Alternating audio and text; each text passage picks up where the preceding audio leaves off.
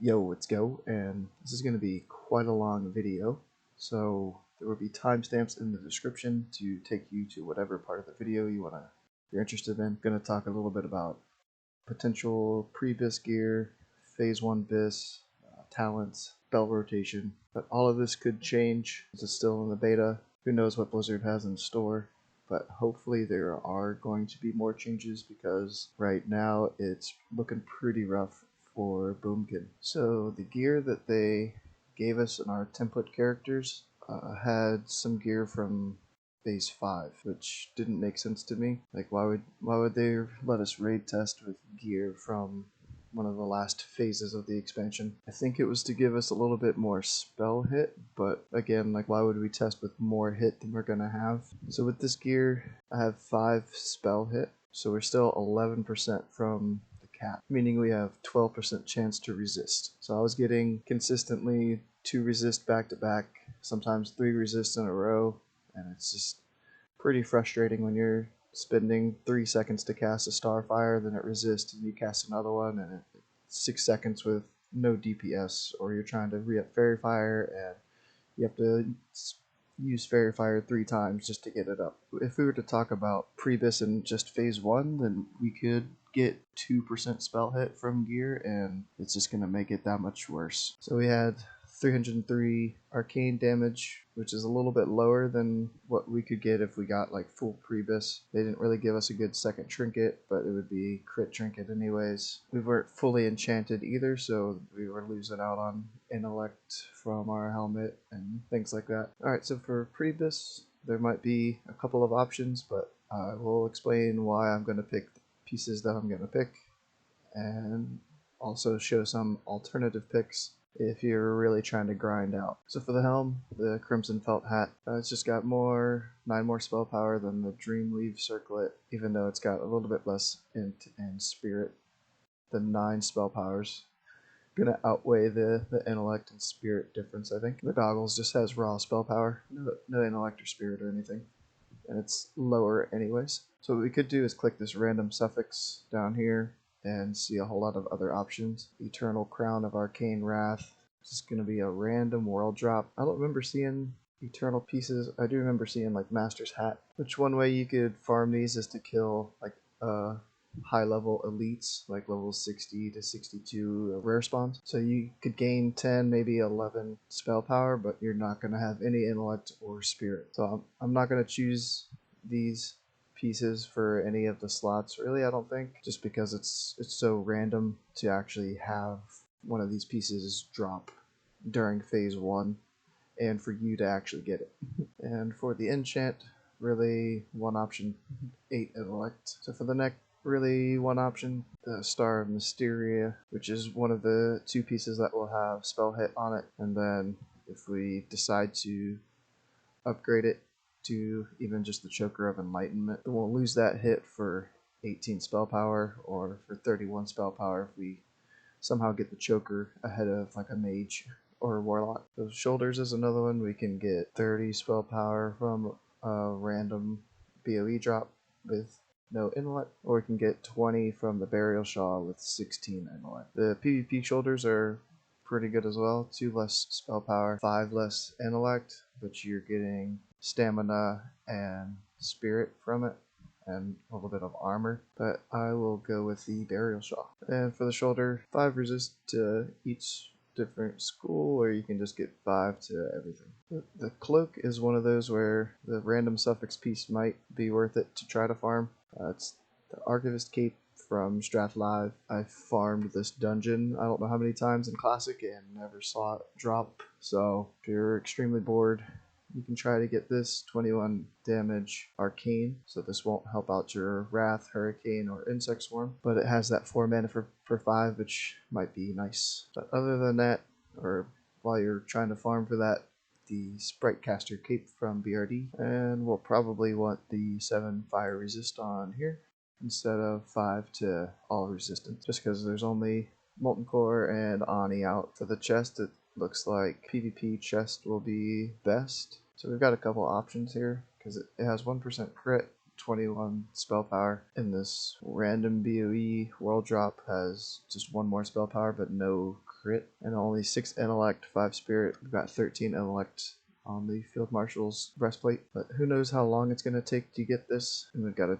0.2% from Alana's Embrace, another world drop. But since I'm not really counting world drop pieces, and it might take a really long time to get rank, it says 13, rank 14, whatever it takes for the chest. Got a couple options to choose from down here depending on how much intellect you want to have. Flame Strider has 2 more spell power than Robes of the Royal Crown and Dreamweave Vest, but it has 6 intellect compared to 12 and 9. We gotta look at the spirit though. It's got 16 spirit, which will help with our in-combat mana regen and our innervate, and it also has 10 fire resist. Even though it has lower intellect, it's got the most spell power, fire resist, and more spirit. So in the meantime, until you can grind out the PvP chest, or if you're not interested in PvPing, don't have gold to pay for any of the BOE drops, Flame Strider will be what I will give for greater stats to chest. There is a major mana for 100 mana, but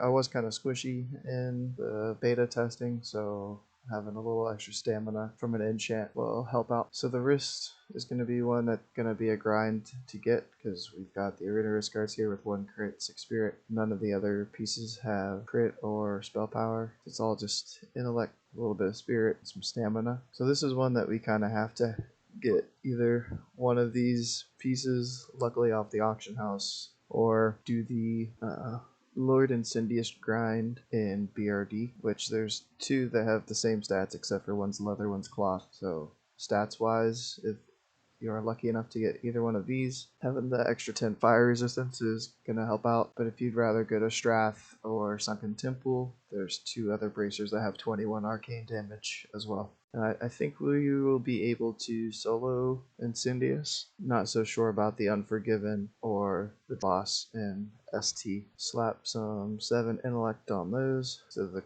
Grand Marshal main hand is your best in slot overall, I think. But since that's going to be such a long grind, there's a couple options. You can try for a main hand offhand and have another random of Arcane Wrath piece just from Sunken Temple, the Drakestone from the Dragons, or the Spirit of Aquamentas from a little quest chain for 20 raw spell power. And the 2-handed options just don't have close enough spell power to main hand offhand. If you are PvPing, the Grand Marshal's Mage Blade is pretty insane. 72 spell power with 1% crit. Then you have some options from PvPing for offhands for 33 raw spell power, which is just the AV grind for Exalted.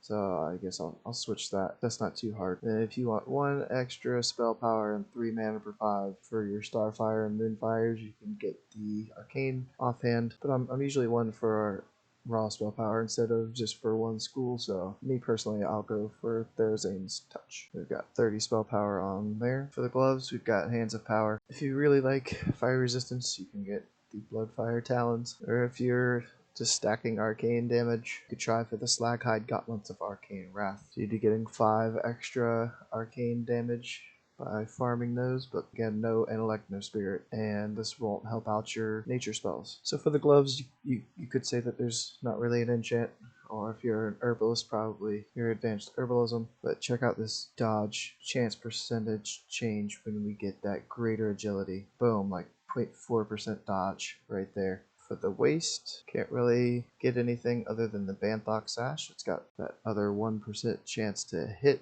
for our Pre Bis set. Some random BOEs with 30 arcane damage, just so you're aware. For the legs, got the Sky Shroud leggings with 34 spell power, Luminary Kilt with 22, but it's got 20 intellect on it, 12 more and 8 more spirit than the Sky Shroud leggings, but the spell power difference of 12 I think is too big to justify getting that extra int spirit, at least for me. So I will go with Sky Shroud leggings, and we can get another Arcanum of Veracity for 8 more intellect on our pants. So boots, again, if you like fire resistance, the Dragon Rider boots aren't that bad. They've got 16 intellect as well. So 4 less spell power, but a little bit more int. But I will go for the Omnicast boots. If you want 0.4% more dodge chance, get the greater agility on those boots too. We have some stamina option. Minor speed's usually fun. Maiden Circle's gonna be super expensive, so we'll choose the Songstone of Ironforge. There's not really any random suffix rings. So usually the Cyclopean Band is what you get for the other ring, since it's a drop and not a world drop. I don't remember this ring, but it looks like it's from Alterac Valley, so if you're PvPing, maybe this is from a quest. I'll have to look it up. If it's a quest or just PvPing, it shouldn't be too bad. Trinkets, we want the read, and the 2% crit is pretty big. Burst of Knowledge, you could try to use some spell power and a little bit of mana reduction for 10 seconds. So you might get 100 mana off of 3 Starfires, so 300 mana.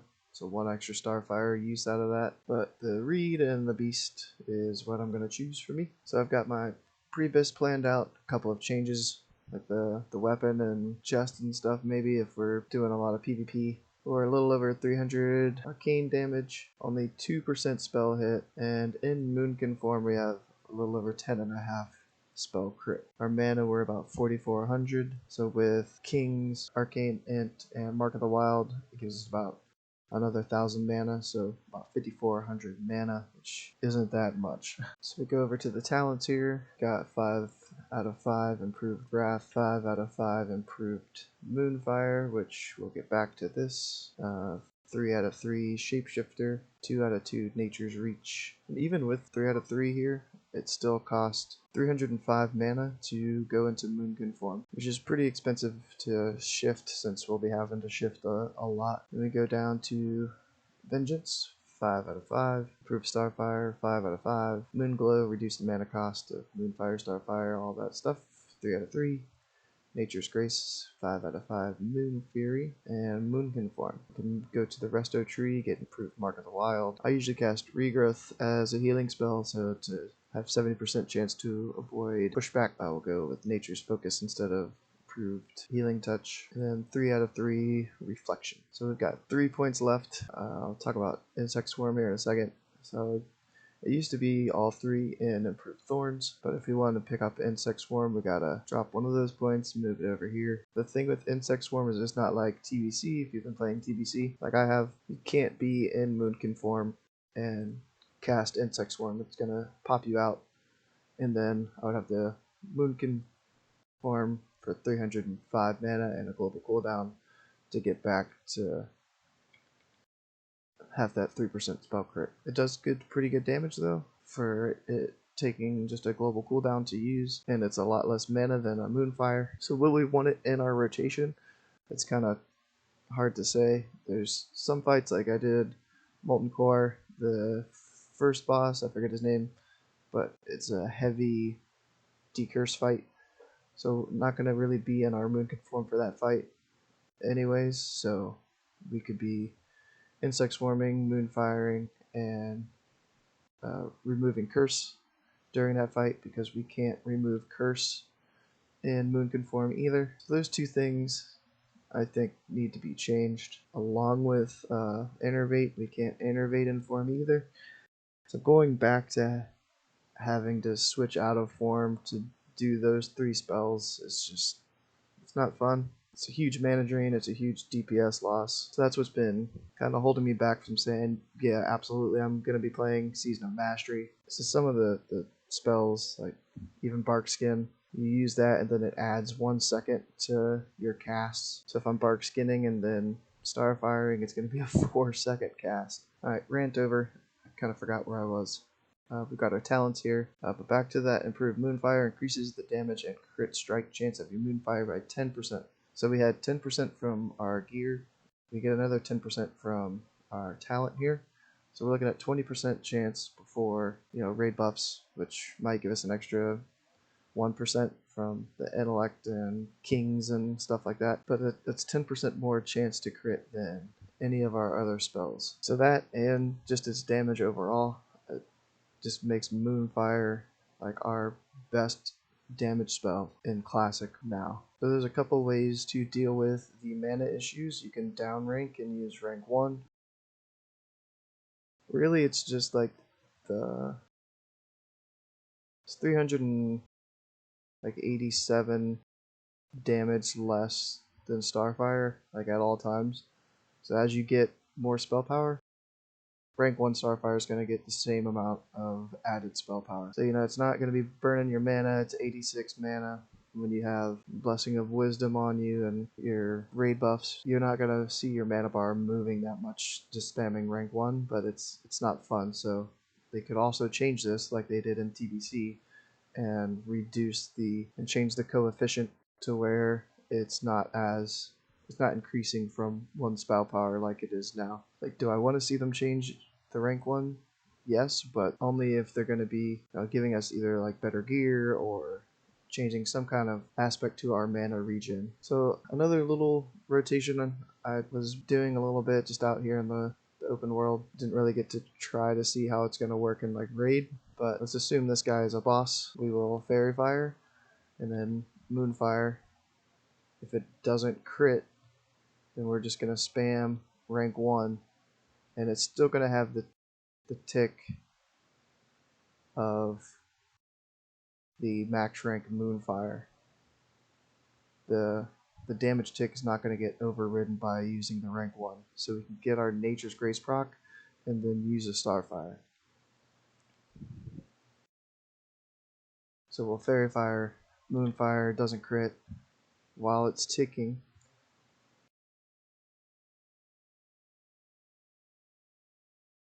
It's still hitting that 155 tick from the max rank. We got our Nature's Grace, then we would Starfire. So really we're just like fishing for Nature's Grace procs with our Moonfire until we get one, and then we're gonna max rank Starfire with Nature's Grace. Will that be a viable rotation? I don't know, but it's at least it's different and it's a little gimmicky, but it seems to work out that I can Moonfire, and before that falls off, I'm proccing a Nature's Grace from the rank 1. So other changes that they could make, other than Insect Swarm, Innervate, Remove Curse not being able to be used in Moonkin Form, would be somehow adding maybe hit percentage back into our talent tree like it is in TBC, but will 4% really be enough in phase 1 at least to make a significant difference? I don't know. That would give us 6% hit, and we would still be 10% away from hit cap. Or hopefully they add it to a couple pieces of Pre Bis gear and like best in slot gear, because the best in slot pieces don't have hit at all. So we start out with 2% Pre Bis, and then we end up, if we want to upgrade these pieces, to not having any hit at all. Another change that I would like to see is our tier 1 gear. We really only have interest in the bracers. So if they either added more spell power to the other pieces, or changed the set bonuses, or just gave us a completely different set than the Resto Druids and Feral Druids, that would be great. So I did do some number crunching just to see like our basic DPS values from everything. This doesn't include crit into them at all. So I tested with no spell power on any pieces of gear, with no buffs, and then I put on like a flask and elixir. And the thing I was trying to look at from all of this was the DPS difference from no spell power to kind of raid buff to spell power, where we might kind of be at, to see which spells are gaining the most benefit from spell power. So Starfire, rank 1 to rank 6, they're gonna increase the same. So if we look at the DPS here, rank 6 Starfire and Wrath are pretty close, but with the Nature's Grace added in there and having Curse of Elements or whatever it's called in Classic from Warlocks for the 10% arcane damage bonus, I don't think Wrath at this point is gonna outdo Starfire damage. And even its mana costs, if you are doing 2 of these for every 1 Starfire, just about, and it's like 50 extra mana per Starfire cast, if you look at it that way. Moonfire's damage is insane. We'll want full uptime on that. And Insect Swarm is a little bit behind it, but will you really be able to even use Insect Swarm? Some situations maybe, but we are going to have to be in Moonkin Form to give our 3% crit bonus to our 4 teammates in our group. So it's doing really well. It's a great damage spell, so it's unfortunate we won't really be able to use it too often. And then Hurricane at 148, if we get up to 500, maybe 149, but around 150, DPS. So with 3 targets, 450 DPS, which will put it above our Starfire. So if you've got a group of 3, maybe even just 4 people, then Hurricane's going to be our choice. So for phase 1, it looks like Starfire and Moonfire is just going to be the way to go. But with Insect Swarm having the highest DPS difference, at some point it might end up being worth it to start casting. It's really hard to say. So professions wise, we don't need to be a tailor in phase 1. So engineering probably for PvE, and maybe herbalism to help with consumes is what I might go with. And then back to the talents, we really only have 1 mana regen choice here, Reflection, and 15% of mana regen to continue while casting really at this point is not that much. Like in combat, I think I was getting about 8 mana every 2 seconds. So could they add something to like a Moonglow where it's reducing the mana, or just increase that somehow? Like it would have to be a big change, like 40%, 45%, maybe make it 15% per point and have it total 45%, and then add some in somewhere else. Like if we increased the reduction in natural shapeshifter to 50% or 60%, I don't know. I feel like there's a lot of options that they could do to help us out with our mana and hit. Talent tree is one place they could do it, and then the gear would be another place they could do it. So this might be my longest video I've done yet. Thanks for bearing with me. Just been thinking a lot of Season of Mastery and things that they could do, things I hope that they do. But if it's in its current state, it's really not going to be a fun PvE experience. There's going to be so much work that's going to have to be put into it just to make it semi-viable, other than being like a Fairy Fire bot, which is what I was in Classic. So thanks for checking it out. I'll put some links in the description as well as the timestamps if you wanted to come back to the video, if you made it through the whole thing somehow and just skip right to the point that you were trying to come back to. But for now, I will be back in TBC.